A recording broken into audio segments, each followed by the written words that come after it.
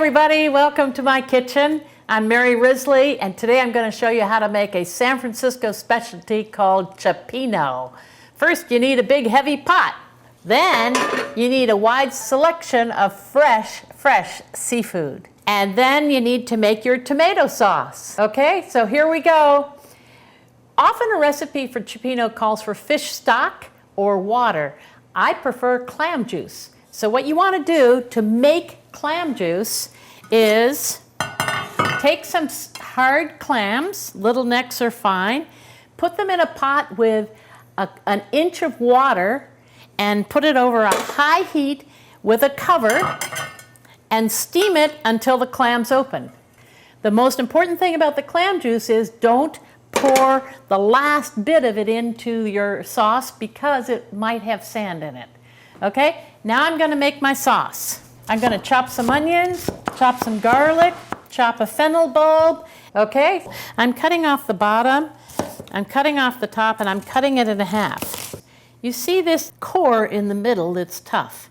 So what I'm going to do is I'm going to cut around the cores. Now I could just cut it in the other direction and I have chopped fennel. Okay, I have my chopped onions in my heavy pot. I'm throwing in a splash of olive oil and a guesstimate of a half a teaspoon of salt. What you always want to do is soften your onions in fat and salt before you add the garlic, because garlic burns easily and burnt garlic will ruin the taste of your dish. So we're going to put my fresh fennel in there, and now I'm going to throw in some white wine. Just like lemon goes well with fish, so does wine go well, white wine go well with fish. Okay? So we're going to simmer this for a minute or two, and now I'm going to add my tomatoes. And I always put a little bit of water in here to get the rest of the tomato juice out. And now I'm going to put some more canned tomatoes. Does it matter whether it's crushed tomatoes or peeled whole tomatoes or whatever this is? I got crushed tomatoes by mistake, and the answer is no, it doesn't matter. And I'm going to throw in a couple of tablespoons of tomato paste just for an extra tomato flavor. I'm going to add some salt, a little bit of salt, not too much, some ground pepper, and some red pepper flakes, and simmer this about, I'm going to simmer this about 20 minutes. And this is some fresh oregano. Okay, so this is my soup base for my Cioppino, my San Francisco fisherman stew. Okay, so I've got my white wine, my tomatoes, my herbs, my peppers, and now I'm adding the clam juice from the steamed clams. This will give it a nice fishy flavor. Okay, this is my soup base, simmering gently for 20 minutes. Simmer is when it has a feeble boil. It's just kind of boiling a little bit. Boiling is blah, blah, blah, blah. Poaching is not moving, and this is simmering. And if it starts to bubble up too big, turn it down a little bit. And you want to stir it until it comes to a boil to keep it from burning on the bottom of the pan. What kind of fish should you use in your fish stew? Anything that's not too expensive and local and smells fresh. So how do you tell whether the fish is fresh? You smell it. It should smell like the ocean, the lake, or the river that it comes from. And I'm cutting it into big chunks. And what I'm doing when I'm cutting it into chunks is feeling it to make sure that there aren't any bones. So then I'm going to coat this with olive oil and salt and pepper 30 minutes before I'm going to cook my fish. Not more than 30 minutes, I should say. Now, these are scallops, and all scallops are flown in from the East Coast. So I would think about putting into your fisherman's stew, you could put scallops and white fish and shrimp and clams, or crab and white fish and shrimp and clams. You don't need scallops and crab. So this is not local. They always have a little, something they call a foot, a little tough part attached to the edge of the scallop. And so what I'm doing is taking the foot off of each scallop, and I'm going to coat them with olive oil and salt and pepper the same as the fish. This is what I call a shrimp because I came from New England many years ago, but in California they're often called prawns. And this is how you take the shell off of the prawn. You grab it with your thumb and you're against your hand, and you bring your other thumb coming in like this, and go through and get all and break the shell like this. If there's a black, kiki looking thing sticking out the end, take it off.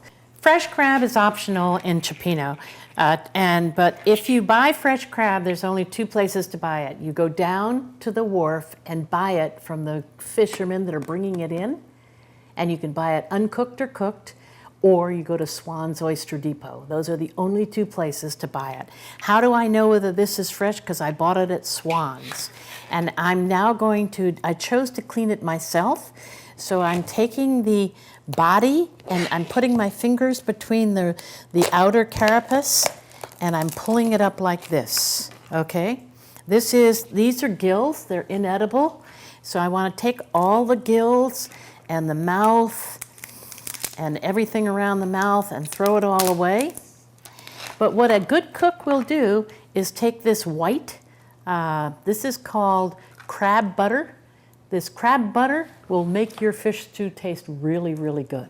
I'm going to wash out the gook, take this guy off, and now I have a nice clean crab. So what I can do here is take all the legs off, hit them with a hammer and crack them. Now, I have my guests waiting. I've already served them an asparagus salad or something like that. I am warming up my sauce base, and I'm going to add my 10-minute fish. This is the bigger, thicker chunks of white fish, and I'm going to put this into here and let it simmer gently in my tomato sauce for about 10 minutes. What I'm looking at now is I'm going to do two things. One, I'm going to taste the sauce to see if it has enough flavor. Maybe it needs more wine for acid. Maybe it needs more salt. Probably the fish is going to add salt. You don't need to add salt too many times. That's delicious. Oh, it's really delicious. So I'm going to cover this and let it simmer for 5 minutes. And then we're going to add the next fish. I am so excited about my Cioppino, my San Francisco fisherman stew. This is the white fish simmering, the 10-minute fish. Now I'm adding the 5-minute fish. This is shrimp and scallops, but we'll cook this for 5 minutes. So at this point, I'm going to throw in the clams that I steamed earlier at the very beginning. So these are my steamed clams, and I like them with their shell. And at this point is the point at which you could add your Dungeness crab from the San Francisco Bay. What I like to do at this point is just cover it and let the flavors melt for about 5 minutes. Ladies and gentlemen, a San Francisco favorite, a fisherman's stew called Cioppino. And it's not important whether you have all the fish that it calls for. You can leave the crab in or leave the crab out. The most important thing is that it's fresh and local. So when you serve it, try and give everybody a little piece of everything. So they get a shrimp, they get a clam, they get whatever you have in there. Look at this, that looks pretty darn good. Okay, there you go. Cioppino. I would serve it with red wine, garlic bread, and maybe a little spinach salad. My name is Mary Risley. I run a cooking school in San Francisco called Tante Marie's Cooking School, and I love teaching you quick and easy recipes that are fun for the family.